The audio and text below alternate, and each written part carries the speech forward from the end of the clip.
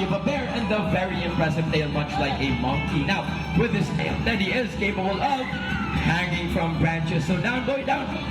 And there it is, Pooh, folks. Now, ladies and gentlemen, that tail can act as a fifth limb, meaning it is prehensile in nature. The definition of prehensile is being able to grab.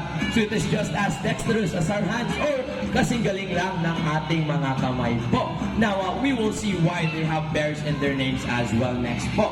Because much like bears, Teddy is also capable of standing up on his hind legs. So, Teddy, up muna, boy. And there it is, Pooh, folks. Up muna siya. And once again, with his hind legs, Teddy is capable of standing up. So, up, boy. Up.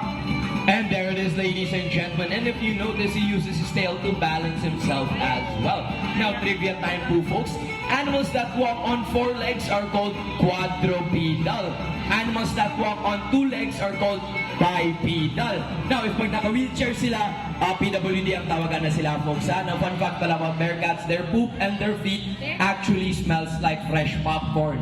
Of course, we don't recommend you smelling our bearcats. Makambrasan pa mo, makasala kami, magka-issue pa ta.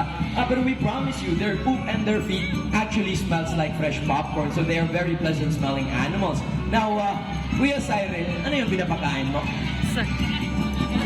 Banana. Okay, banana or saging daw, folks. Which are fruits. So let's see if the audience knows